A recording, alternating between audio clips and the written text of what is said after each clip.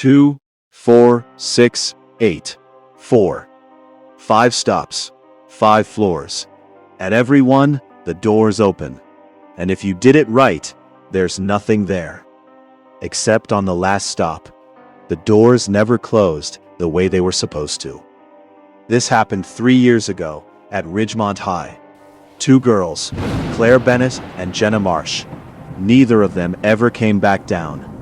The school doesn't have that elevator anymore. Whisper Dark. Subscribe for more horrors. Every school has a story like this one. At Ridgemont, it was the service elevator in the old East Wing, the one nobody used after dark. The rule was simple. Get in alone.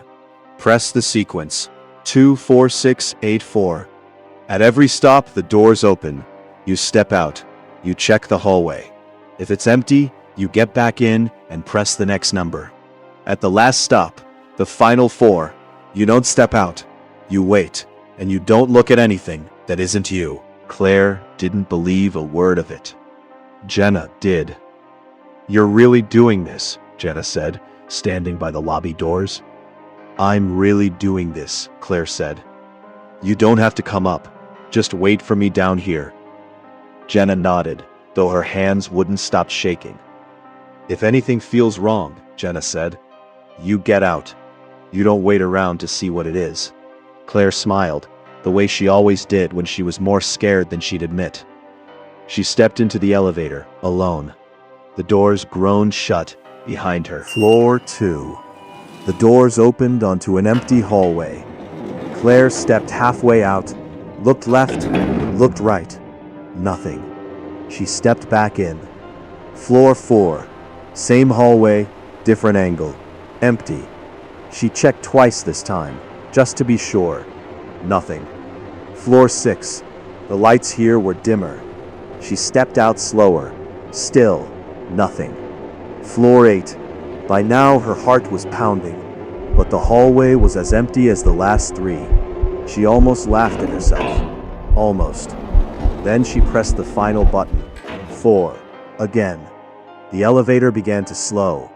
This time, Claire didn't move toward the doors. She just stood there, remembering the one rule that mattered. Don't step out. Don't look at anything that isn't you. The doors began to open. The hallway outside was empty. Claire almost let herself relax. Then the doors began to close on their own. They got halfway shut and stopped. On the panel beside the buttons, the small safety sensor light blinked red. Once, twice, then held steady, the way it only does when something is blocking the doorframe. Claire looked down. The frame was empty. Nothing there at all. Claire's whole body went cold.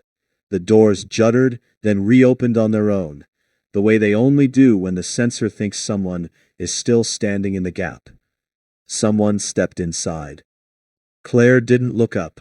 She stared straight ahead at the button panel, the way the rule demanded, every muscle in her body locked in place. But she could hear it. Soft, uneven breathing. Someone standing off to the side, near the corner of the elevator. Crying. Quiet. Broken little sobs. The kind that come from someone who has been crying for a very long time, and has nothing left but the sound of it. Claire didn't move, didn't breathe, didn't look. The doors closed. The elevator didn't move. It just sat there, on the 4th floor, with the 2 of them inside. One crying, one refusing to see who. Claire counted seconds in her head, just to have something to hold on to. 30, 60, 90. Then finally, the crying stopped.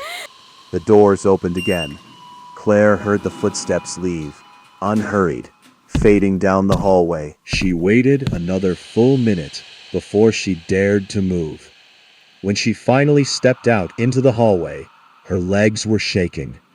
She looked to her left, empty. She let out a breath she didn't know she'd been holding, and turned to check her right. The girl was standing there, head down, hair hanging over her face, not moving, not making a sound. just standing at the far end of the hallway, facing Claire directly. Claire didn't think. She spun back into the elevator and slammed her hand against the door button again and again. The doors wouldn't close. They stuttered, groaned, refused, and in the scratched steel reflection of the elevator wall, Claire saw her, not behind her anymore, right beside her, close enough to touch. The doors finally slammed shut. Then, nothing. The elevator came down on its own a few minutes later. Jenna was waiting in the lobby exactly where she said she would be. The doors opened. The elevator was empty. No Claire. Just a small folded piece of paper sitting on the floor. Jenna picked it up with shaking hands. 4 words, written in a hand that wasn't Claire's. I'm on the 4th floor. Jenna pressed the button for the 4th floor. As the doors slid shut, she caught her own reflection in the scratched glass at the back of the elevator. Except it wasn't just her reflection anymore. There was a second shadow standing just behind her shoulder. The doors closed completely. Nobody ever saw Jenna Marsh get off that elevator. Security cameras in the lobby caught the doors closing and simply never caught them opening again. Claire Bennett was never found. Jenna Marsh was never found. 2 best friends who walked into the same building that night and never once found their way back to each other. Not that night. Not ever. Ridgemont High removed that elevator the following year. Officially, they said it was a maintenance issue. Nobody who worked there that summer ever explained what they found when they finally opened the shaft.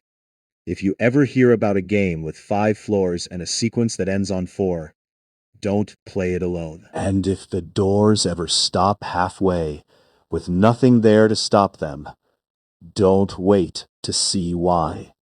Whisper Dark. Subscribe if you dare.